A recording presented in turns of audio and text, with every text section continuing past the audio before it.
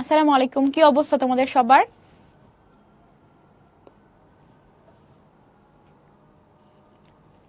যারা যারা সালাম দিচ্ছ সবাইকে ওয়ালাইকুম সালাম। কি অবস্থা, ঈদ কেমন কাটলো তোমাদের?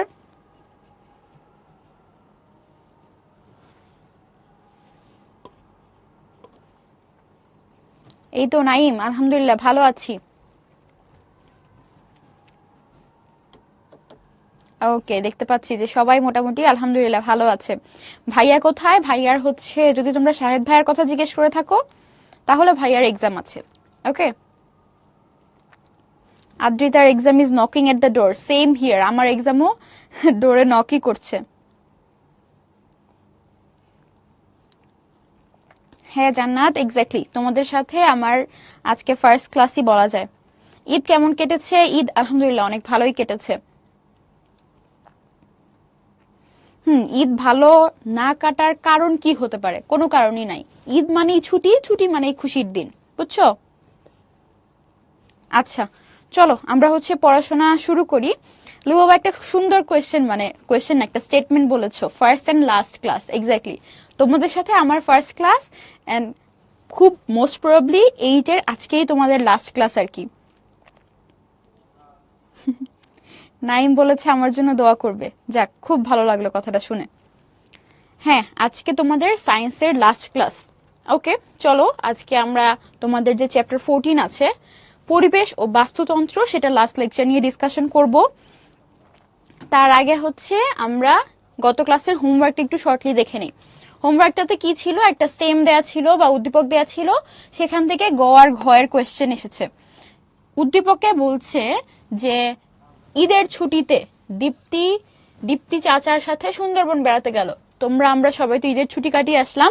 দীপ্তি করেছে কি? সে তার চাচার সাথে বেড়াতে গিয়েছে। বনে ঘুরতে গিয়ে তার চোখে পড়লো সুন্দরী, গড়ান, কেওড়া, গোলপাতা এইসব উদ্ভিদ। আর সে দেখতে পেল বনমোরগ, বানর, হরিণ। বাঘ সে দেখতে পায়নি, বাঘ সে দেখতে চেয়েছিল। গ নাম্বার কোয়েশ্চেনে বলেছে তার পর্যবেক্ষণকৃত উদ্ভিদ আর প্রাণীগুলোকে বাস্তুতন্ত্রের উপাদানে শ্রেণীভুক্ত করতে। বাস্তুতন্ত্রের উপাদানগুলো কি ছিল? আমরা জানি বাস্তুতন্ত্রে অ্যাকচুয়ালি দুইটা পার্ট, একটা হচ্ছে জীব অংশ আর একটা হচ্ছে অজীব অংশ। জীব আর অজীব। জীবের মধ্যে আবার তিনটা পার্ট আছে। একদল হচ্ছে খাবার তৈরি করে, তারা উৎপাদক। আরেক দল শুধু খায়, তারা খাদক। আর একদল এই যে খাদক, উৎপাদক, তাদের সবাইকে ধ্বংস করে দেয়, তারা হচ্ছে বিয়োজক। তাহলে কি বললাম? উৎপাদক, খাদক আর বিয়োজক। খাদকের মধ্যে আবার তিনটা ক্লাস আছে, প্রথম শ্রেণীর খাদক, দ্বিতীয় শ্রেণীর খাদক আর তৃতীয় শ্রেণীর বা সর্বোচ্চ খাদক, যাই বলি আমরা। প্রথম শ্রেণীর খাদককে তৃণভোজীয় বলা হয়, কারণ তারা একদম ডিরেক্টলি উৎপাদক যে গাছগুলো আছে সেগুলোকে খায়। এই তো বেসিক কথাবার্তা। আমাদের টাস্ক হচ্ছে এই যে জিনিসগুলো দীপ্তি দেখেছে তার চাচার সাথে গিয়ে, তাদেরকে আমরা বাস্তুতন্ত্রের উপাদানে ভাগ করব। মেইনলি এরা সবাই হচ্ছে জীব উপাদান, অজীবের কোনো কিছু এখানে বলা নাই। তো জীব উপাদানের মধ্যে আমি যদি প্রথমেই বলি উৎপাদক কারা কারা? উৎপাদক হচ্ছে সব উদ্ভিদগুলো। তার মানে এখানে উৎপাদক হচ্ছে সুন্দরী, উৎপাদক হচ্ছে গড়ান, সুন্দরী, গড়ান, গোলপাতা, এরা সবাই কি? এরা সবাই হচ্ছে উৎপাদক। নেক্সট আমরা খাদকের দিকে চলে যাব। নেক্সট খাদকের কথা বলবো। খাদকের মধ্যে আবার সাবটাইপ আছে। প্রথম শ্রেণীর খাদক হতে পারে, দ্বিতীয় শ্রেণীর খাদক হতে পারে, তৃতীয় শ্রেণীর খাদক হতে পারে। আমি যদি বলি প্রথম শ্রেণীর খাদক, প্রথম শ্রেণীর খাদক তারাই হয় যারা ডিরেক্টলি এই গাছগুলো খাবে বা অন্য কোনো গাছকে খাবে, উৎপাদকদের খাবে। এরা কারা? এই যে বন মোরগ, সে তো অনেক শস্য টস্য খায় না? দেখো না যে মোরগকে শস্য দানা দেয়, ধান দেয়, চাল দেয়, চাল খাওয়ায় না? তো এই তো বন মোরগ বা মোরগও যদি চিন্তা করো, তো এরা কিন্তু উদ্ভিদকে খেতে পারে, উদ্ভিদের বিভিন্ন অংশকে খেতে পারে। আর আমাদের যে হরিণ, হরিণ তো অবশ্যই তৃণভোজী, সে তো পাতাই খায়। তাহলে এরা দুইজনই কি হতে পারে? এরা দুইজনই কিন্তু প্রথম শ্রেণীর খাদক হতে পারে। খাদক তো বটেই, তার পাশাপাশি তারা প্রথম শ্রেণীর খাদকও বটে। ঠিক আছে, তাহলে লিখে ফেললাম বনমোরগ আর হচ্ছে হরিণ। এখন কথা হচ্ছে বানর কি প্রথম শ্রেণীর খাদক হতে পারে না? হ্যাঁ, এক্স্যাক্টলি হতে পারে। কিছু বানরও কিন্তু এই যে গাছের পাতা টাতা খেতে পারে। তো এই তো বানরও প্রথম শ্রেণীর খাদক। এখন এর মধ্যে এই যে বনমোরগরা যেমন শস্য দানা টানা খায়, তার পাশাপাশি এরা কিন্তু দেখা যায় ছোট ছোট যে কীট পতঙ্গ পোকামাকড় আছে সেগুলোকেও খেতে পারে। সেম থিং গোস ফর বানরও কিন্তু ছোট ছোট পোকামাকড় খেতে পারে। তার মানে তারা যেহেতু ছোট পোকামাকড় খাচ্ছে, সেই পোকামাকড় গুলো প্রথম শ্রেণীর খাদক, আর এরা হচ্ছে দ্বিতীয় শ্রেণীর খাদক। তার মানে বনমোরগ যে কিনা প্রথম শ্রেণীর খাদক, সে দ্বিতীয় শ্রেণীর খাদকও হতে পারে, আবার এই বানরও কিন্তু দ্বিতীয় শ্রেণীর খাদক হতে পারে। তাহলে এগুলোকে সে দেখতে পেয়েছিল, তার পর্যবেক্ষণকৃত উদ্ভিদ আর প্রাণীকে আমি এখানে ক্লাসিফাই করলাম। কোয়েশ্চেনে কোথাও বলা নাই যে যেই জিনিসটাকে সে দেখে নাই সেটাকে ক্লাসিফাই করতে, যেমন বাঘ সে দেখতে পায় নাই, বলেছে পর্যবেক্ষণকৃত উদ্ভিদ আর প্রাণী। তার মানে আমরা এগুলোর কথাই লিখব। লাস্টে গিয়ে এটা মেনশন করে দিবা যে এই যে বাঘ, সে হচ্ছে সর্বভুক প্রাণী, সে প্রথম শ্রেণীর বলা ভুল হবে, সে দ্বিতীয় শ্রেণীর তৃতীয় শ্রেণীর দুইটারই হতে পারে। বাঘকে সে দেখে নাই, এজন্য আমি ছকের মধ্যে লিখবো না, কিন্তু ছকের নিচে এক্সট্রা করে লিখে দিব এই যে বাঘ, সে দ্বিতীয় শ্রেণীর খাদকও হতে পারে প্লাস তৃতীয় শ্রেণীর খাদকও হতে পারে। আমি এটাকে সর্বভুক বলতে পারি। ঠিক আছে, তাহলে আমাদের গ এর অ্যান্সার শেষ। এরপরে ঘয়ে কি বলেছে, উদ্দীপকের উদ্ভিদ আর প্রাণীগুলো বাস্তুতন্ত্রে সম্পৃক্ত কিনা যাচাই করো। অবশ্যই সম্পৃক্ত, বাস্তুতন্ত্রে সম্পৃক্ত না হওয়ার তো কোনো ঘটনাই নাই। এটা কি ধরনের বাস্তুতন্ত্র? এটা একটা স্থলজ বাস্তুতন্ত্র, স্থলে বা মাটিতে হচ্ছে, এই জন্য স্থলজ বাস্তুতন্ত্র।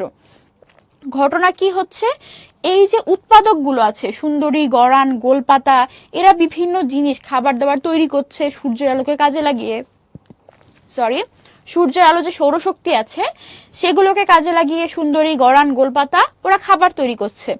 এই খাবারটা খাচ্ছে প্রথম শ্রেণীর খাদক বনমোরগ, হরিণ, বানর। এই প্রথম শ্রেণীর খাদকগুলোকে আবার দেখা যাচ্ছে দ্বিতীয় শ্রেণীর খাদকরা খেয়ে ফেলছে। দ্বিতীয় শ্রেণীর খাদককে তৃতীয় শ্রেণীর খাদকরা খাবে। এই খাদকগুলো যখন মরে যাবে বা উৎপাদক যখন মরে যাবে, তাদের উপর বিয়োজক কাজ করবে, বিয়োজক কাজ করে তাদের বডিকে ধ্বংস করে দিবে, শেষ। এভাবে আমরা বলতে পারি যে হ্যাঁ, এখানে সুন্দর একটা বাস্তুতন্ত্র মেইনটেইন হচ্ছে। ঠিক আছে, বলো পুরো হোমওয়ার্কটা ক্লিয়ার কিনা? আমার এই হ্যান্ডরাইটিংকে তোমরা সুন্দর বলছো, বাহ, খুব ভালো কমপ্লিমেন্ট পেলাম তো।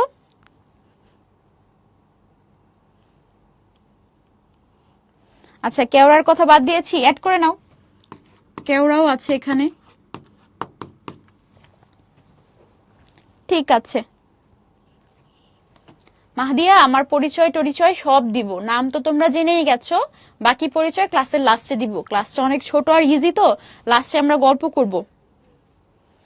ঠিক আছে, ওকে। তাহলে আজকের ক্লাসে আমরা মেইনলি জানবো খাদ্য শৃঙ্খল, খাদ্য জাল, পরিবেশের ভারসাম্য রক্ষায় বাস্তুতন্ত্রের ভূমিকা, বাস্তুতন্ত্রের শক্তি প্রবাহ সম্পর্কে। খুব ইজি বিজি কিছু জিনিসপত্র, আর তোমরা আগের ক্লাসগুলোতে অলরেডি এগুলো সম্পর্কে অনেক কিছু জেনেই গেছো।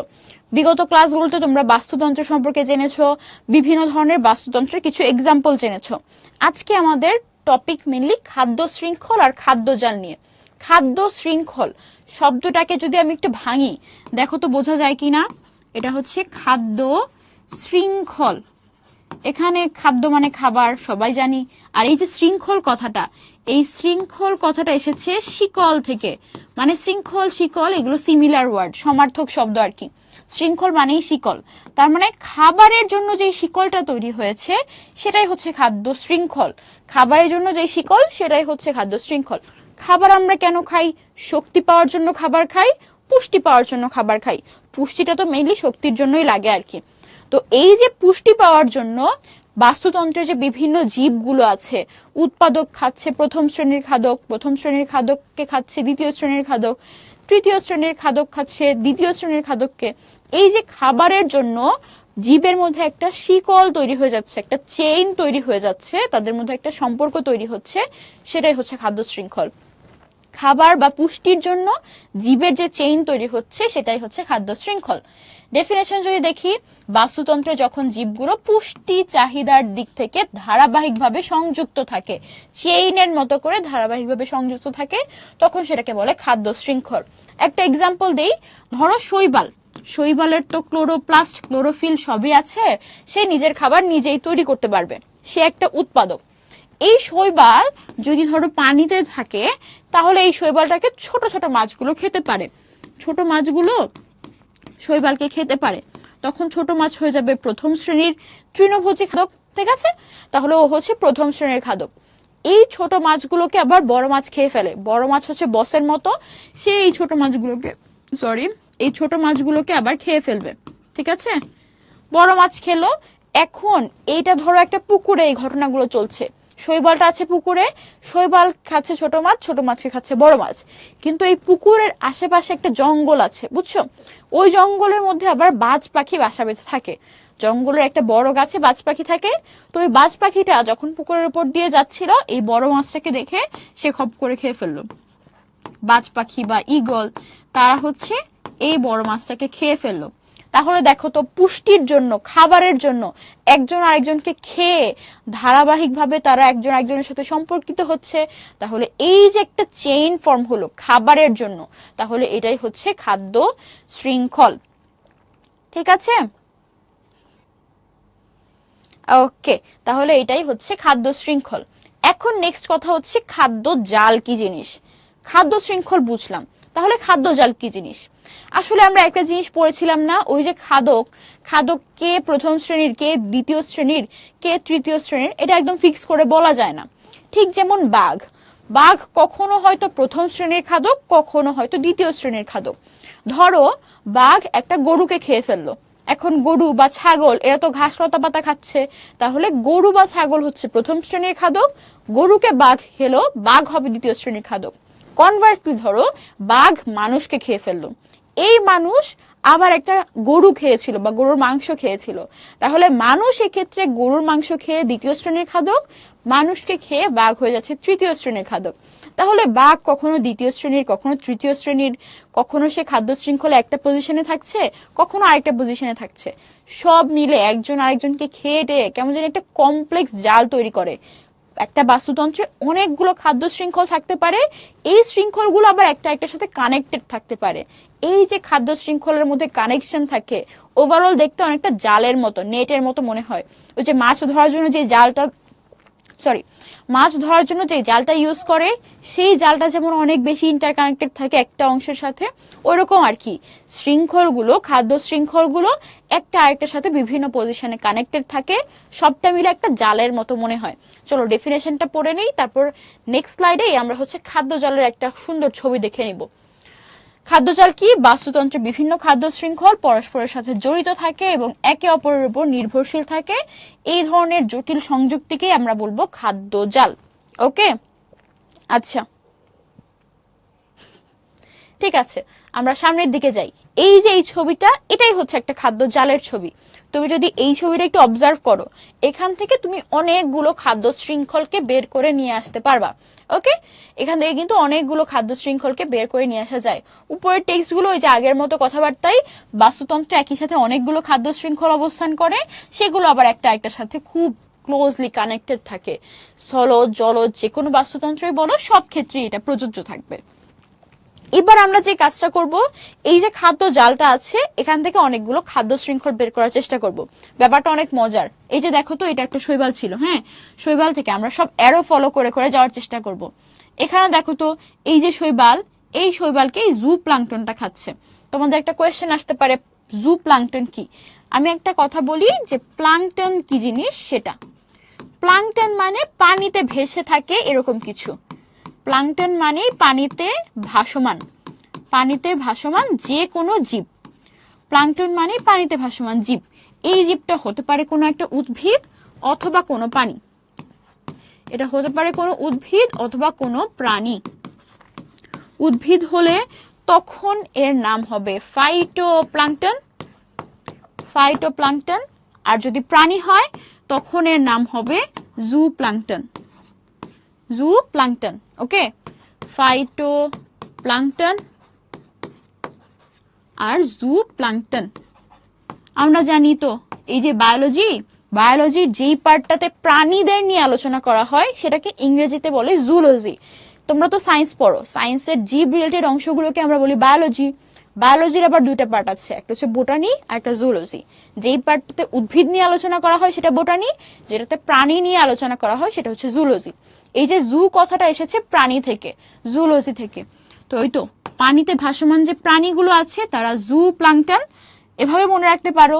এই যে জু থাকে না চিড়িয়াখানা, চিড়িয়াখানায় তো উদ্ভিদ দেখায় না, চিড়িয়াখানায় দেখায় হচ্ছে প্রাণীদেরকে। তো এভাবে আর কি, জু প্লাঙ্কটন যারা হচ্ছে পানিতে ভাসমান প্রাণী, যারা পানিতে ভাসমান উদ্ভিদ তারা হচ্ছে ফাইটোপ্লাঙ্কটন। ওকে, ঠিক আছে। এবার আবার এখানে চলে আসি। এই যে শৈবাল, এই পুরো সিনারিওটা ওই যে আমাদের একটু আগের পুকুর আর পুকুরের পাশের জঙ্গলের সিনারিও আর কি। তো এই যে শৈবাল, শৈবালটা হয়তো পানিতে ছিল, পানিতে একটা প্রাণীও ভাসমান ছিল, ছোট্ট একটা প্রাণী, তাকে আমরা বলছি জুপ্লাঙ্কটন। জুপ্লাঙ্কটনটা করলো কি, জুপ্লাঙ্কটনটা এই শৈবালটাকে খেয়ে ফেললো, শৈবালটাকে খেলো, জুপ্লাঙ্কটনটাকে আবার এই বড় মাছটা খেয়ে ফেললো, এই বড় মাছকে আবার বাজ পাখিটা খেয়ে ফেললো। তাহলে আমরা একটা সাইকেল বা একটা শৃঙ্খল কিন্তু কমপ্লিট করে ফেলেছি। যেই শৃঙ্খলটা কমপ্লিট করব সেটাকে কালো দাগ দিয়ে দিলাম। ওকে, এখন শৈবাল থেকে এই অ্যারোর দিকে আমরা চলে গিয়েছি, বাট শৈবাল থেকে আমাদের এ পাশেও আরেকটা অ্যারো গিয়েছে।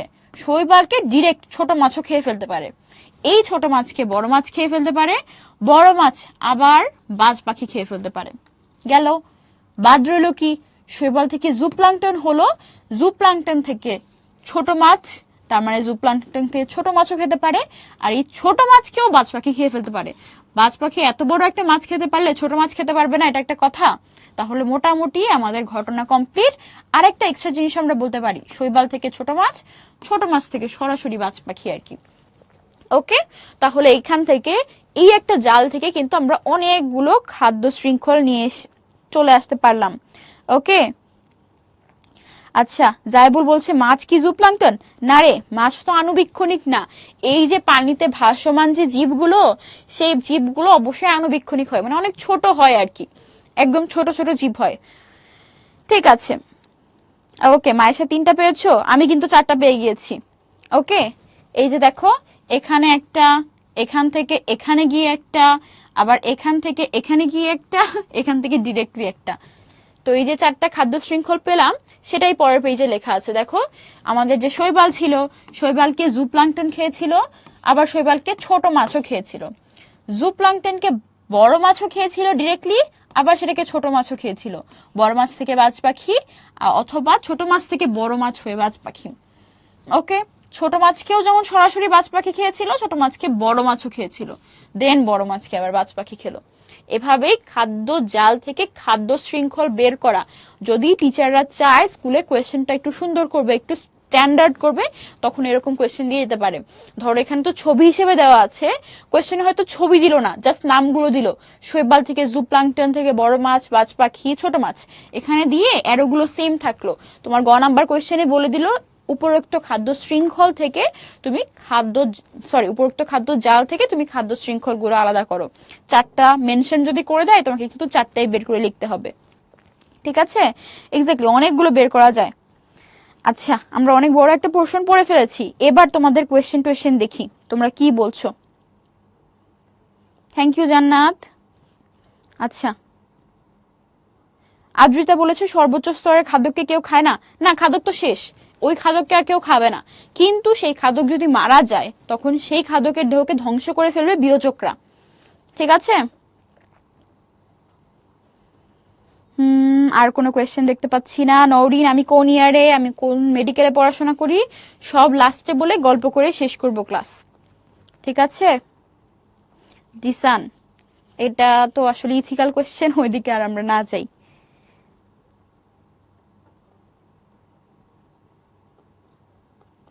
ঠিক আছে, তাহলে মোটামুটি আমি আর তেমন কোনো কোয়েশ্চেন দেখতে পাচ্ছি না। ফারিয়া বলছে বিয়োজককে কে খায়? ছোট ছোট পোকামাকড় খেতে পারে, কিন্তু ব্যাকটেরিয়া তো আণুবীক্ষণিক একটা জিনিস, তো ওটাকে খাওয়ার প্রতি আকর্ষণ কারোর মনে হয় থাকে না। আদ্রিতা বলছে বিয়োজক কারা? বিয়োজক হচ্ছে ব্যাকটেরিয়া, বিভিন্ন ছত্রাক, অণুজীবগুলো, যারা অন্য জীবের উপর অ্যাটাক করে তাকে মেরে ফেলে আর কি, পচিয়ে ফেলে একদম। ধরো কোনো একটা জীবদেহ সে মারা গেল, তাকে একদম মাটির সাথে পচিয়ে মিশিয়ে ফেলবে যারা, তারাই হচ্ছে আমাদের বিয়োজক। ওকে, তাহলে চলো আমরা এবার একটু সামনের দিকে যাই। এবার চলে এসেছে বাস্তুতন্ত্রের শক্তি প্রবাহ। বাস্তুতন্ত্রে কিভাবে শক্তি প্রবাহিত হয়। একটু আগে আমরা যে প্রবাহ দেখলাম না, এই সব কিছু ছিল বাস্তুতন্ত্রে পুষ্টি প্রবাহ। কি ছিল বাস্তুতন্ত্রে পুষ্টি প্রবাহ। এরা সবাই হচ্ছে বাস্তুতন্ত্রে পুষ্টি প্রবাহ। পুষ্টির জন্য একজন আরেকজনকে খেয়ে ফেলছে, শৈবাল থেকে পুষ্টি জুপ্লাঙ্কটনে যাচ্ছে, জুপ্লাঙ্কটন থেকে বড় মাছে যাচ্ছে, এভাবে পুষ্টি প্রবাহটা হচ্ছে। তোমরা দেখো তো, পুষ্টির প্রবাহটাকে তুমি কখনোই একমুখে বলতে পারো না। এই পুষ্টি প্রবাহটা না অনেক চক্রাকারে ঘুরতে পারে। ধরো কিভাবে বলছি, শৈবালটা জুপ্লাঙ্কটন খেয়ে ফেললো, শৈবাল থেকে পুষ্টি জুপ্লাঙ্কটনে চলে গেল, জুপ্লাঙ্কটন থেকে বড় মাছে চলে গেল, সেখান থেকে বাজ পাখিতে চলে গেল। এই বাজ পাখির দেহে অনেক পুষ্টি আছে, সে সবকিছু খেয়েছে, অনেক পুষ্টি জমা আছে। তো এই যে বাজ পাখিটা, সে যখন মরে গেল, তাকে হয়তো মাটি চাপা দেয়া হলো, বা নিজে নিজেই সে মাটির উপর পড়ে আছে, বিয়োজক কি করলো, এই বাজ পাখির উপর অ্যাটাক করলো, তাকে পচিয়ে মাটির সাথে মিশিয়ে ফেললো। এই বাজ পাখির বডিতে যে পুষ্টিগুলো ছিল না, সেই পুষ্টিগুলো ওই মাটিতে যে গাছগুলো তৈরি হচ্ছে, যে উৎপাদকগুলো তৈরি হচ্ছে, ধরলাম এই মাটিতে যে শৈবালটা তৈরি হচ্ছে, সেই শৈবাল আবার সেই পুষ্টিগুলো মাটি থেকে শোষণ করে নিবে না। তাহলে দেখো, যেই শৈবাল থেকে পুষ্টি আস্তে আস্তে জুপ্লাঙ্কটন বড় মাছ হয়ে বাজ পাখিতে গেল, বাজ পাখি মরে গিয়ে বিয়োজকের মাধ্যমে সেই পুষ্টি কিন্তু আবার শৈবালের কাছে, উৎপাদকদের কাছে চলে আসলো। তাহলে পুষ্টির প্রবাহ কিন্তু একদম চক্রাকারে ঘুরে, একদম সাইকেলের মতো করে ঘুরছে। তাহলে আমরা একটা জিনিস জানলাম এখান থেকে, পুষ্টির প্রবাহ কেমন। পুষ্টির প্রবাহ হচ্ছে চক্রাকার, চক্রাকারে পুষ্টিগুলো ঘোরে। কিন্তু এখন আমরা যে জিনিসটা জানবো সেটা হচ্ছে শক্তি প্রবাহ। শুরুতেই বলে দেই, শক্তির প্রবাহ এরকম চক্রাকারে ঘুরতে পারবে না, শক্তির প্রবাহ হবে একমুখী। কিভাবে, সেটা এখন আমরা আস্তে ধীরে দেখব। পুষ্টির প্রবাহটা ছিল একদম চক্রাকার, বাজ পাখি থেকে পুষ্টিটা আবার উৎপাদক নিতে পারছিল। কিন্তু আমরা শক্তি প্রবাহের ক্ষেত্রে দেখব, একদম লাস্ট স্তরের খাদক থেকে শক্তিটা আবার উদ্ভিদের কাছে কখনোই আসবে না। ঠিক আছে, ওকে। তাহলে চলো আমরা একটু দেখি, আমাদের সব কাজের জন্য শক্তি লাগবে, শক্তি ছাড়া আমরা কোনো কাজই করতে পারবো না। সব শক্তির উৎস কি আমাকে বলো তো দেখি। আমাদের যে কোনো কাজের জন্য শক্তি লাগবে, কিন্তু সব কাজের উৎস কি, সব কাজ বলছি, সব শক্তির উৎস কি। আচ্ছা, ওয়ালিউল সবার আগে বলেছে, ইকরা, অনন্যা, সায়ান, অশ্মি, নওরিন, ইয়াসিন, জান্নাত, নুদরাত, বাবারে বাবারে অনেক অনেক অনেক অনেক মানুষ সবাই বলছো যে শক্তির উৎস হচ্ছে সূর্য। এক্স্যাক্টলি, শক্তির উৎস হচ্ছে সূর্য। তোমাদের সবার নাম পড়তে গেলে ক্লাস শেষ হয়ে আরো 1-2 ঘন্টা লাগবে আর কি, এই জন্য সবার নাম পড়লাম না, কেউ কষ্ট পেও না। আচ্ছা, সব শক্তির উৎস হচ্ছে সূর্য। সূর্য থেকে আমরা যে শক্তিটা পাই সেটার নাম হচ্ছে সৌর শক্তি। সৌর মানে সূর্য, সেখান থেকে যে শক্তিটা পাই সেটা হচ্ছে সৌর শক্তি। তো এই যে সৌর শক্তি, সেটা আমরা কিভাবে ইউজ করি, সেই যে সৌর শক্তিটাকে ইউজ করার একমাত্র পদ্ধতি হচ্ছে সালোক সংশ্লেষণ। সালোক সংশ্লেষণ না হলে সৌরশক্তি কখনোই অন্য জীবের মধ্যে আসতে পারতো না। ঠিক আছে, ঘটনা আমরা যেটা করি, এই যে সৌরশক্তি, সেই সৌরশক্তিটাকে সালোক সংশ্লেষণের মাধ্যমে খাবারের মধ্যে আমরা নিয়ে আসি। এখন এই যে পুরো জীবজগৎ যেই শক্তির উপর ডিপেন্ডেন্ট, সেটা হচ্ছে সালোক সংশ্লেষণের মাধ্যমে সূর্য থেকে আনা শক্তি। কিন্তু তোমরা কি জানো, এই যে সূর্যের আলোর সৌরশক্তি আছে, তার মাত্র 2% আমরা সালোক সংশ্লেষণের মাধ্যমে খাবারের মধ্যে আনতে পারি, বাকি সবটাই ওয়েস্ট হয়ে যায়, বাকি সবটাই এনভায়রনমেন্টেই থাকে, আমরা সেগুলোকে ইউজই করতে পারি না। তাহলে সৌরশক্তির মাত্র 2% দিয়েই আমাদের পুরো দুনিয়ার সমস্ত জীব চলছে। তাহলে চিন্তা করো সূর্যের আলোর সৌরশক্তির পরিমাণটা কতটুকু, বুঝছো? চিন্তা করো আল্লাহ তাআলা আমাদের জন্য কত হিউজ হিউজ রিসোর্স দিয়ে রেখেছেন, বুঝছো? আচ্ছা, ওকে। তাহলে সৌরশক্তির মাত্র 2% সালোক সংশ্লেষণের মাধ্যমে খাবারের মধ্যে সঞ্চিত হয়। ওকে, খাবারের মধ্যে সঞ্চিত হলো। আচ্ছা, হলো, এরপরে কি হয়, এই যে আমাদের উৎপাদকরা সৌরশক্তির কিছুটা তাদের মধ্যে স্টোর করলো, খাবারের মধ্যে শক্তি আসলো। আচ্ছা, এই উৎপাদকদের তৃণভোজী বা প্রথম শ্রেণীর খাদকরা খাবে, প্রথম শ্রেণীর খাদকরা আবার দ্বিতীয় শ্রেণীর খাদকদের দ্বারা ভক্ষিত হবে। মোটামুটি এভাবে দেখা যাচ্ছে কি সৌরশক্তি যেটা উৎপাদকে চলে আসলো, খাবারের মধ্যে স্টোর থাকলো, সেখান থেকে দেখা যাচ্ছে তৃণভোজী শক্তি পাচ্ছে, এখান থেকে আবার মাংসাশীরাও শক্তি পাচ্ছে। তৃণভোজী হচ্ছে প্রথম শ্রেণীর খাদক, মাংসাশী মানে দ্বিতীয় ও তৃতীয় শ্রেণীর খাদক, সবাই হচ্ছে মাংসাশী। তো এই তো সবাই একজন আরেকজনের থেকে শক্তি পাচ্ছে। আমরা জানি খাবার থেকে শক্তি তৈরির প্রসেস হচ্ছে শ্বসন বা রেসপিরেশন। শ্বসনের মাধ্যমে খাবার থেকে শক্তি পাওয়া যায়। শ্বসন যদি না হয় খাবার খেয়েও লাভ নাই, শক্তি কোথাও থেকে আসবে না। তো এই যে শ্বসনের মাধ্যমে খাবার থেকে শক্তি তৈরি হবে, এই শক্তি তৈরির সময় কিছু শক্তি না ওয়েস্ট হয়ে যায়। আমরা জানি শক্তির একমাত্র রূপ হচ্ছে এটিপি, যেই রূপটা আমরা ব্যবহার করি সেই রূপটা হচ্ছে এটিপি। আমরা জীবরা এটিপি যদি খাবার থেকে তৈরি করে ফেলতে পারি তার মানে শক্তি তৈরি হয়ে গেছে। এখন খাবারে সূর্যের আলো থেকে যে শক্তিটা আমরা স্টোর করি সেই খাবারটা শ্বসনের মাধ্যমে এটিপি তৈরি হয়, ঠিক আছে, কিন্তু 10% যে শক্তি, সেই 10% শক্তি দেখা যায় তাপ শক্তি হিসেবে ওয়েস্ট হয়ে যায়, তাপ শক্তি হিসেবে পরিবেশে চলে যায়। তার মানে শ্বসনের মাধ্যমে আমরা এটিপি তৈরি করে নিজেদের জন্য শক্তি তৈরি করতে পারি, কিন্তু প্রত্যেকবারই দেখা যায় 10% তাপ শক্তি হিসেবে ওয়েস্ট হয়ে যায়। তার মানে উৎপাদক থেকে শ্বসন ক্রিয়ার সময় তাপ হিসেবে 10% শক্তি ওয়েস্ট হবে, তৃণভোজী থেকেও কিছু শক্তি ওয়েস্ট হবে, মাংসাশী থেকেও কিছু শক্তি তাপ হিসেবে ওয়েস্ট হবে। ওয়েস্ট কেন বলছি? কারণ এই তাপ শক্তিটা আমি তুমি তোমরা কাজে লাগাতে পারছি না, এগুলো আমাদের এটিপি হয় নাই, এগুলো সরাসরি তাপ শক্তি হয়ে গেছে। এখন তোমরা কোয়েশ্চেন করবা এটিপি কি? এটিপির ফুল ফর্ম হচ্ছে অ্যাডিনোসিন ট্রাইফসফেট। অ্যাডিনোসিন ট্রাইফসফেট এটা কি জিনিস? সিম্পলি বলতে পারো এটা হচ্ছে একটা রাসায়নিক পদার্থ। এটা হচ্ছে একটা রাসায়নিক পদার্থ। এই রাসায়নিক পদার্থটার মধ্যে শক্তিটা স্টোর থাকে আর কি, ঠিক আছে? এক্স্যাক্টলি আজমাইন ঠিক বলেছো, এটা হচ্ছে অ্যাডিনোসিন ট্রাইফসফেট। এটা একটা রাসায়নিক যৌগ, একটা রাসায়নিক পদার্থ, এর মধ্যেই শক্তিটা স্টোর থাকে আর কি। আমি যদি খাবারকে শ্বসনের মাধ্যমে এটিপিতে কনভার্ট করে ফেলতে পারি খাবারের শক্তিটাকে, তাহলে আমরা বুঝবো যে হ্যাঁ শক্তি আমার জন্য কাজে লাগছে। এটিপি না হয়ে যদি তাপ শক্তি হয়ে যায় তখন সেটা ওয়েস্ট।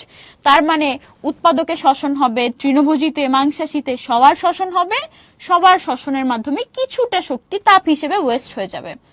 আবার এই যে উৎপাদক তৃণভোজী মাংসাশী এদের সবাইকে পচিয়ে ফেলবে, যখন তারা মারা যাবে পচিয়ে ফেলবে বিয়োজক বা বীজযোগ যাই বলি, এদেরও শ্বসন হবে। শ্বসন না হলে তো এদের এনার্জি সোর্স থাকবে না, তো এদের শ্বসনের সময়ও কিছু শক্তি তাপ হিসেবে কিন্তু নষ্ট হয়ে যাবে।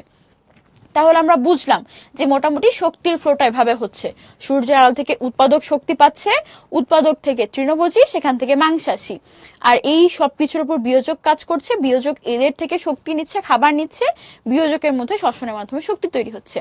এখন কথা হচ্ছে মাটিতে অনেক পুষ্টি আছে, উদ্ভিদ সেখান থেকে পুষ্টি নিতে পারে, সেখান থেকে তার প্রয়োজনীয় বিভিন্ন ধরনের নাইট্রোজেন গঠিত যৌগ নিল, পানি নিল, সবকিছু নিল, কিন্তু উদ্ভিদ কি ডিরেক্টলি মাটি থেকে শক্তি নেয়?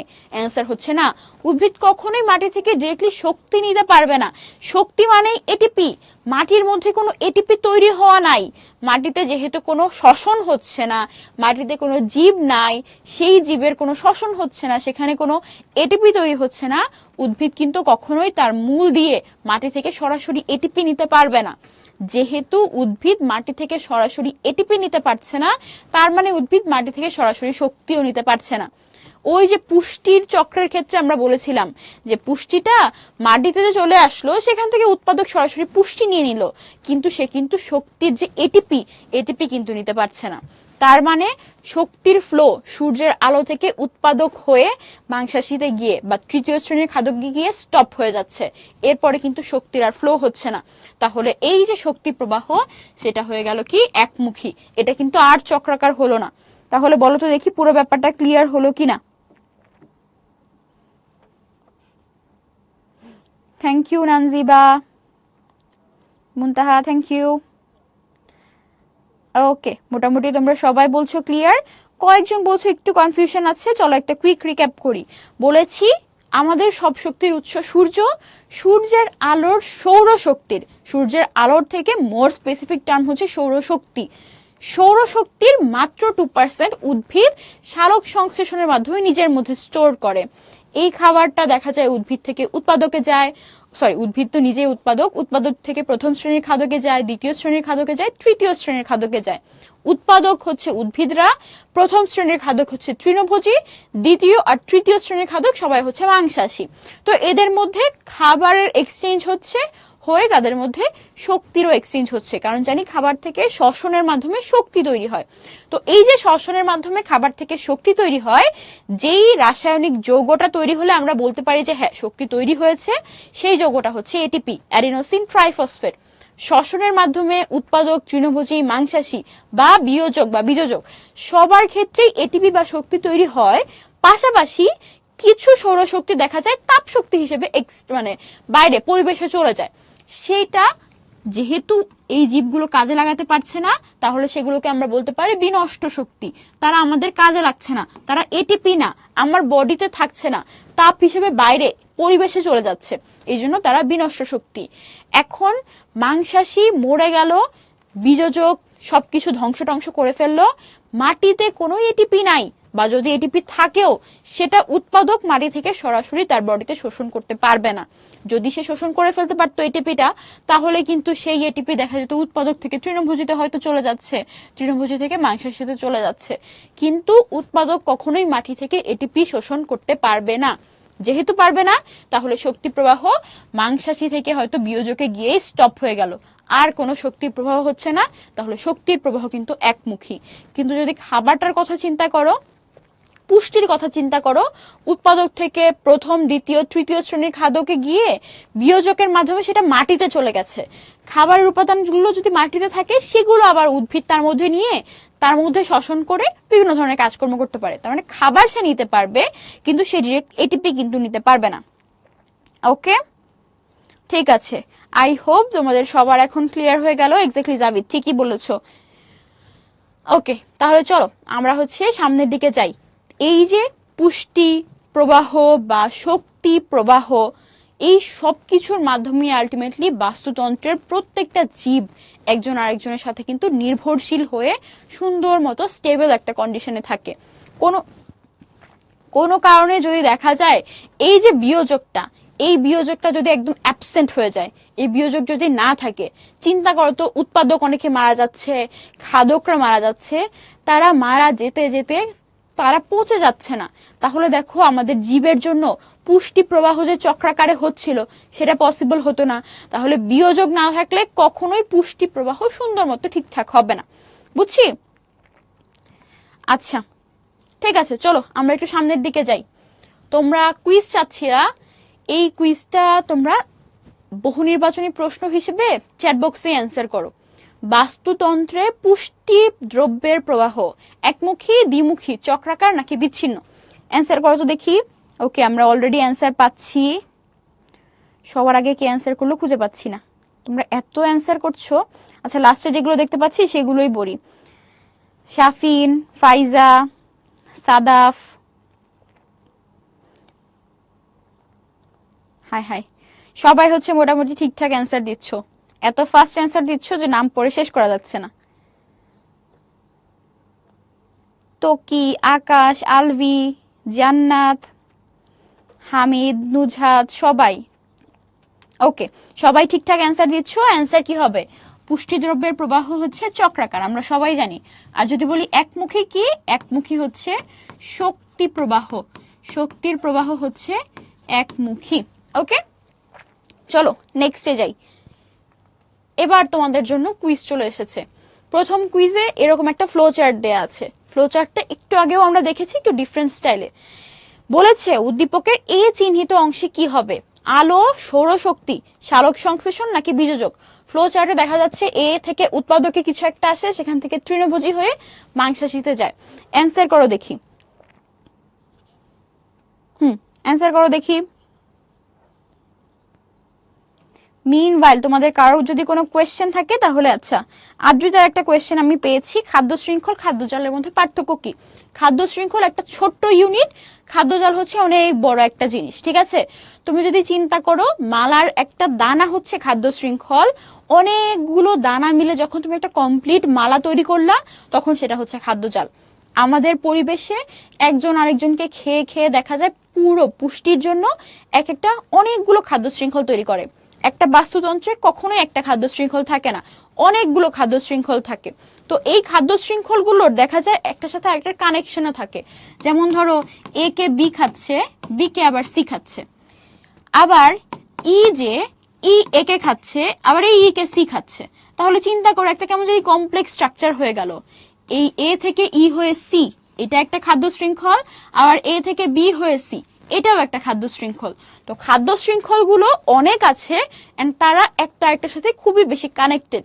তো এই যে কানেকশন, এক একটা চেইন আর একটার সাথে যখন অনেক বেশি কানেক্টেড থাকে, দেখতে অনেকটা জালের মতো মনে হয় না, যে জাল দিয়ে মাছ ধরে, তো ওই তো দেখতে যেহেতু জালের মতো মনে হয়, অনেকগুলো খাদ্য শৃঙ্খল নিয়ে একসাথে এটাকে খাদ্য জাল বলে। ওকে, তাহলে আমরা কুইজটা এন্ড করে দিই। অ্যান্সার কি হবে? আমরা সবাই জানি এ চিহ্নিত অংশে আসলে সৌরশক্তি হবে। আলো বললে ভুল হবে, আলো তো যে কোনো কিছুরই হতে পারে, সূর্যের আলো কিনা সেটাও ভালো মতো বলেনি, তো আলো হবে না, অ্যান্সার হবে হচ্ছে সৌরশক্তি। দেখি তোমরা মোটামুটি 70%ই ঠিকঠাক অ্যান্সার দিয়েছো। সবার ফার্স্টে অ্যান্সার দিয়েছে রাদিয়ান, দেন ইরফান, মুবদি, অপূর্ব, মুন্তাকা, আকাশ, তাইফা, আদি, সাইয়ান, ইয়াসিন। ভেরি গুড, কংগ্রাচুলেশনস তোমাদের সবাইকে। সাবাদ জিজ্ঞেস করেছে পুষ্টির সাইকেলে কি পুষ্টি ওয়েস্ট হয় না? না, ইউজুয়ালি ওয়েস্ট খুবই কম হয়, হবে না একেবারে বললে ভুল হবে, কিছুটা ওয়েস্ট তো অবশ্যই হতে পারে। মাটিতে যে পুষ্টিটা চলে যায় বিযোজকের মাধ্যমে, সবটাই তো আর পুরোপুরি উদ্ভিদ বা উৎপাদকরা নিতে পারবে না, কিছুটা হয়তো নিবে, কিন্তু কিছুটা ওয়েস্টও হতে পারে। আবার তোমরা জানো কিনা, অনেক দিন ধরে যে উদ্ভিদের যে কাঠগুলো, সেগুলো মাটির নিচে চাপা পড়ে থাকতে থাকতে সেখান থেকেই কিন্তু কয়লা হয়, বুঝছো? তো এগুলো থেকে যেগুলো হয়তো উদ্ভিদরা নতুন করে শোষণ করে নিতে পারলো না, বিয়োজকের মাধ্যমে পচে যাওয়া অংশ থেকে হয়তো কোনো জ্বালানি তৈরি হয়ে গেল, জীবাশ্ম তৈরি হয়ে গেল।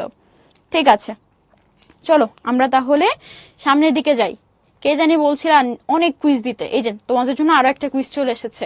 উদ্দীপকে বি চিহ্নিত অংশ না থাকলে উৎপাদক থেকে তৃণভোজী থেকে মাংসাশী হচ্ছে। আমি যদি আরো স্পেসিফিক করে দেই ঘটনাটা, এরকম দিলে হয়তো ভালো হয়। এবার বলো যে এই যে বি, এই বি না থাকলে আসলে কি হবে, একটু মাথা খাটিয়ে বলো দেখি।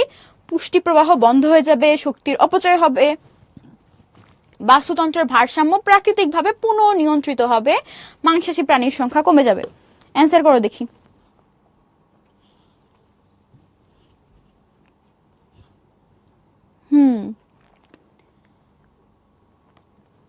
আচ্ছা, তামিম কোয়েশ্চেন করেছো এটিপি কোথায় থাকে?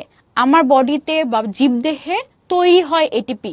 এটিপি জীবদেহে তৈরি হয়। কিভাবে তৈরি হয়? শ্বসনের মাধ্যমে তৈরি হয়, খাবার থেকে শ্বসনের মাধ্যমে তৈরি হয়। মুনতাহা, সব বলবো, আমার নাম পরিচয় টরিচয় সব ক্লাসের লাস্টের দিকে বলবো। নাম তো তোমরা জেনেই গেছো, কোন ডিস্ট্রিক্টের কোথা থেকে পড়াশোনা করছি সবকিছু বলবো। আচ্ছা, আয়েশা বলেছে এটিপিটা একবার একটু বলতে। এটিপি কি জিনিস? এটিপি হচ্ছে শক্তির একটা ফর্ম। আমরা বলি শক্তি, তাহলে শক্তি আসলে কি জিনিস? চোখে দেখা যাচ্ছে? আমার বডিতে শক্তির ফর্ম হচ্ছে এটিপি। আমি যদি আমার বডিতে একটা রাসায়নিক যৌগ এটিপি বা অ্যাডিনোসিন ট্রাইফসফেট তৈরি করে ফেলতে পারি, তাহলে আমরা বলতে পারবো যে না, আমার বডিতে শক্তি তৈরি হয়ে আছে, শক্তি স্টোরড হয়ে আছে। বুঝছি? এটা সিম্পলি একটা রাসায়নিক যৌগ। ওকে, এই যে রাফিকা, ক্লাস প্রায় শেষ, পোলটা আমরা এন্ড করে দিই। অ্যান্সার কি হবে একটু চিন্তা করি। প্রথমেই কথা হচ্ছে যে বি চিহ্নিত অংশ কি? বি চিহ্নিত অংশ আসলে আমাদের সেই বীজযোগ বা বিয়োজক যাই বলি, ঠিক আছে? প্রথম অপশনটা বাদ দিই, পরের অপশনটাতে যাই। শক্তির অপচয় হবে কিনা? আমরা জানি শক্তির প্রবাহ একমুখী, উৎপাদক থেকে তৃণভোজী হয়ে মাংসাশীতে শক্তি যাবে। ও যদি না থাকলো, মাংসাশীর পরে শক্তি তো আবার উৎপাদকে আসেই না, তাহলে শক্তি অপচয় হওয়ার কোনো অপশনই নাই, তাহলে এটা হবে না, বাদ। বাস্তুতন্ত্রের ভারসাম্য প্রাকৃতিকভাবে পুনঃনিয়ন্ত্রিত হবে। আসলে কি হওয়া সম্ভব? চিন্তা করো, উৎপাদক, তৃণভোজী, মাংসাশী, ওরা সবাই মারা যাচ্ছে। পচে যদি না যায়, পরিবেশের সাথে মাটির সাথে যদি মিশে না যায়, তাহলে এগুলো জমতে জমতে জমতে জমতে এত স্তূপ হবে, তাদের দুর্গন্ধ হবে, তারা অনেক অনেক ক্ষতির চেষ্টা করবে না আমাদের যারা জীবিত আছে তাদের উপর।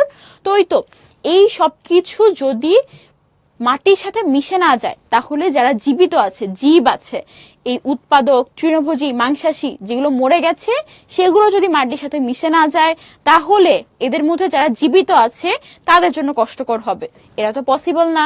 একসময় দেখা যাবে কি পুরো একটা প্রজাতি ধ্বংসই হয়ে গেছে। যারা মৃত তারা মাটির সাথে পচে যাচ্ছে না বলে যারা জীবিত তারাও টিকে থাকতে পারছে না, ধ্বংস হয়ে যাচ্ছে। তো আসলে যদি বীজযোগ না থাকে, বাস্তুতন্ত্রের ভারসাম্য প্রাকৃতিকভাবে আবার পুনঃনিয়ন্ত্রিত হওয়াও কিন্তু পসিবল না। বীজযোগ থাকতেই হবে। মাংসাশী প্রাণীর সংখ্যা কমে যাবে। বীজযোগ থাকলো বা না থাকলো, মাংসাশী প্রাণীর সংখ্যা কমে যাওয়ার কি আছে? মাংসাশী প্রাণীরা তো বীজযোগের উপর খাবারের জন্য ডিপেন্ডেন্ট না। সো এটাও অ্যান্সার হবে না। এখন আমরা যেটা অ্যান্সার হবে সেটা কিন্তু অলরেডি বুঝিয়ে ফেলেছি। অ্যান্সার হবে অপশন এ। কিভাবে? পুষ্টি প্রবাহ বন্ধ হয়ে যাবে অবশ্যই, কারণ পুষ্টি প্রবাহ চক্রাকারে ঘুরে। উৎপাদক, তৃণভোজী, মাংসাশী এরা যখন মরে যাবে, এদের উপর বীজযোগ কাজ করবে, কাজ করে পুষ্টিটাকে মাটিতে নিয়ে আসবে। সেই পুষ্টিটা আবার উৎপাদক নিবে, উৎপাদক থেকে তৃণভোজী হয়ে আবার মাংসাশীতে যাবে। তাহলে যদি এই বীজযোগ না থাকে, পুষ্টির চক্রাকারে যে প্রবাহ সেটা পসিবল হবে না, পুষ্টি প্রবাহ কিন্তু বন্ধ হয়ে যাবে। আই হোপ যারা ভুল করেছো তারা সবাই ব্যাপারটা ক্লিয়ার হয়ে গেছো। সবার আগে এই কোয়েশ্চেনের অ্যান্সার দিয়েছে ইরফান, দেন নীরা, আয়শা, আকাশ, Nihal, Anubhav, Adi, Mubdi, Mayesha, Fariha. Very good, congratulations তোমাদের সবাইকে। আচ্ছা, থ্যাংক ইউ মাহদিয়া। মোটামুটি আমাদের পড়াশোনা আজকে ছিল এই পর্যন্তই। তোমাদের জন্য এখানে একটা সিকিউ দেওয়া আছে, আমি বলবো তোমরা সিকিউটা নিজেরা হোমওয়ার্কে করে ফেলবা। হোমওয়ার্কের জন্য আরো একটা সিকিউ দেওয়া আছে, সেটা আমি ডিসকাস করে দিব না, এটা একটু শর্টে ডিসকাস করে দিব। ক নম্বর প্রশ্ন বলেছে জৈব উপাদান কি? জৈব উপাদান কি জিনিস? আমাদের বাস্তুতন্ত্রে দুই ধরনের অংশ থাকে, জীব, অজীব। অজীবের মধ্যে কিছু অংশ জৈব, কিছু অজৈব। জৈব অংশ মানে কি? জীব দেহ থেকে যে জড় অংশগুলো তৈরি হয় ভবিষ্যতে, সেগুলোই হচ্ছে জৈব কিন্তু অজীব উপাদান। ঠিক আছে?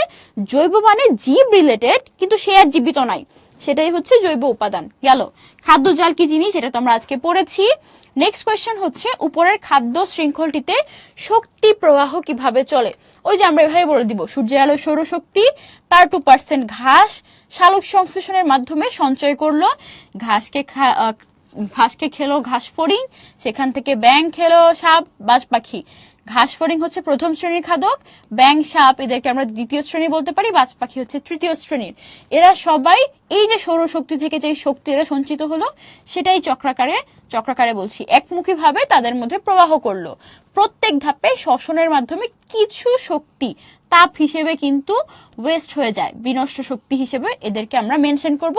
লাস্টলি বলে দিব শক্তির প্রবাহ হচ্ছে একমুখী। শেষ। লাস্ট কোয়েশ্চেনে বলেছে উদ্দীপকে পুষ্টি প্রবাহের চক্রটি কিরূপ? পুষ্টি প্রবাহের চক্রটি কিরূপ নরমালি বলে দিব যে পুষ্টি প্রবাহের চক্রটি এখানে আমরা বলতে পারি অবশ্যই চক্রাকার, কারণ এই যে ঘাস থেকে ঘাস ফড়িং, ব্যাং, সাপ হচ্ছে এদের সবার উপর অণুজীব কাজ করছে।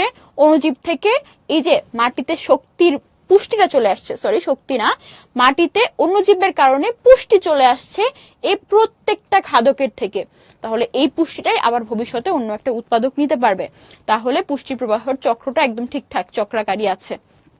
ওকে, তাহলে মোটামুটি এটাই হচ্ছে আমাদের সৃজনশীল প্রশ্নটা।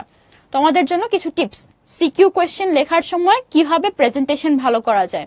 তোমরা যখন সিকিউ বা সৃজনশীল প্রশ্ন অ্যান্সার করতে চাও, একটা পেজে অ্যান্সার করবে ক আর খ। কখনো কখনো খ এর অ্যান্সার বড় হতে পারে, তখন এক পেজ থেকে পরের পেজও যেতে পারো। একটা পেজের মধ্যে ক অ্যান্সার করবে, খ অ্যান্সার করবে। নেক্সট গ এর অ্যান্সার কারোর 1 পেজ হয়, কারোর 1.5 পেজ হয়, কারোর 2 পেজ হয়। কিন্তু তোমার গ এর অ্যান্সার যদি ধরো তুমি লিখলা 1 পেজ লিখলা, পরের পেজও মোটামুটি বেশ অর্ধেকটা লিখে ফেলেছো, অর্ধেকের বেশি লিখে ফেলেছো, তাহলে এই পেজে আর ঘ শুরু করবে না। যদি 1 পেজ হয় তাহলে তো হলো, পরের পেজে ঘ শুরু করবা।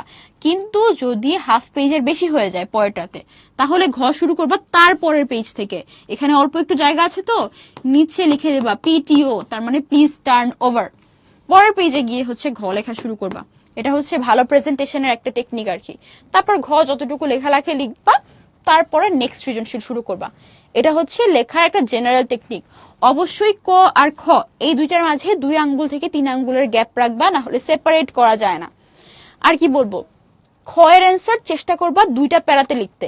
ফার্স্ট প্যারাতে খাদ্য জলের একটা ডেফিনেশন লিখে দিবা, পরের প্যারাতে তুমি খাদ্য জলের একটা উদাহরণ দিয়ে বা খাদ্য জলের একটা এঁকে দিয়ে তারপর হচ্ছে একটু ডেসক্রাইব করে দিলা। সেম গ ঘ এগুলোতে চেষ্টা করবা কি 2টা 3টা করে প্যারা। প্যারা যদি করতে পারো প্রেজেন্টেশনও ভালো হয়। এক একটা প্যারাতে তুমি যে এক একটা টাইপের ইনফরমেশন দিচ্ছ সেটা টিচার বুঝতে পারবে, তাহলে দেখবা প্রেজেন্টেশন ভালো হয়, মার্কসও ভালো আসবে। এই হচ্ছে আমাদের সৃজনশীল নিয়ে ডিসকাশন। সামনে যাই, এখানে একটা হোমওয়ার্ক দেওয়া আছে, সুন্দর করে একটা ছোটখাটো খাদ্য জাল দেখানো হচ্ছে। ক নম্বর প্রশ্ন হচ্ছে কোন প্রক্রিয়ার মাধ্যমে জড় আর জীবজগতের মধ্যে সংযোগ সৃষ্টি হয়। খতে বলছে স্তর অনুযায়ী উদ্দীপকের শূকর সর্বভোগ প্রাণী, ব্যাখ্যা করো। গতে বলছে উদ্দীপকের খাদ্য জালে শক্তির প্রবাহ কিরূপ হবে, ব্যাখ্যা করো। ঘতে বলছে উদ্দীপকের খাদ্য শৃঙ্খল অনুযায়ী পুষ্টি প্রবাহের চিত্র এঁকে এর প্রকৃতি নিরূপণ করো। ঠিক আছে, ঘ নাম্বার কোয়েশ্চেনের জন্য একটা টিপস, খাদ্য জালে পুষ্টি প্রবাহ বলতে গেলে তোমরা খাদ্য শৃঙ্খল গুলোকে আলাদা করেও মেনশন করে লিখে দিবা।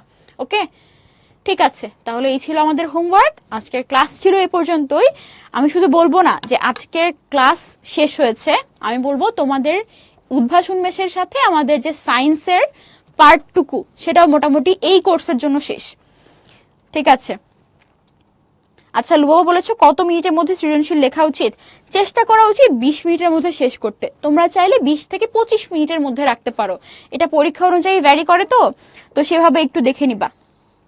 আচ্ছা, তোমাদের আজকের ক্লাস ছিল মোটামুটি এই পর্যন্তই।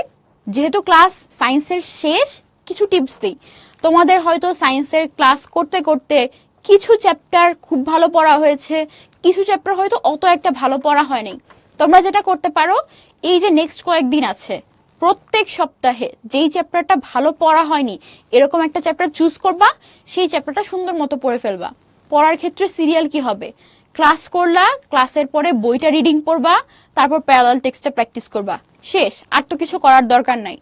অবশ্যই বই পড়ার সময় কোনগুলো এমসিকিউ এর জন্য ইম্পর্টেন্ট, কোনগুলো সিকিউ এর জন্য ইম্পর্টেন্ট, এগুলো মাথায় রেখে পড়ার চেষ্টা করবা। পড়া তাহলে ভালো হবে। ঠিক আছে, হ্যাঁ মাইশা ঠিকই বলেছো, শুকর তো হরিণ পাখি সবকিছুই টুকটাক খেতে পারে বা অন্য কোনো প্রাণী খেতে পারে, এভাবে সে সর্বভোগ হলো আর কি। আচ্ছা, বলেছিলাম ক্লাস শেষ করব আমার পরিচয় দিয়ে। পরিচয়টা বলে দিই, আমার নাম হচ্ছে নসিন নাওয়ার, আমি পড়াশোনা করছি ঢাকা মেডিকেল কলেজে, 3rd ইয়ারে পড়াশোনা করছি। হোম ডিস্ট্রিক্ট জিজ্ঞেস করেছিল কেউ, হোম ডিস্ট্রিক্ট হচ্ছে কিশোরগঞ্জ। আর একটা ইন্টারেস্টিং ঘটনা বলি, তোমাদের সাথে আমার ভাইও আছে বুঝছো, এই জন্য আমার ভাইয়ের কোয়েশ্চেন হয়তো একটা করেছিল, আমি জানি না সাদাত নামের 2জন আছে কিনা। ও যখন একটা কোয়েশ্চেন করেছিল তখন একটু হেসে দিয়েছি বুঝছো। ওকে, ঠিক আছে, তাহলে ক্লাস মোটামুটি এ পর্যন্তই। কলেজ কি ছিল? কলেজ ছিল হলিক্রস কলেজ। আর যখন তোমাদের মতো স্কুলে পড়তাম তখন ওয়াইআরবিসি স্কুলে পড়তাম আর কি। ঠিক আছে, ওকে, সবাই ভালো থেকো, আল্লাহ হাফেজ সবাইকে।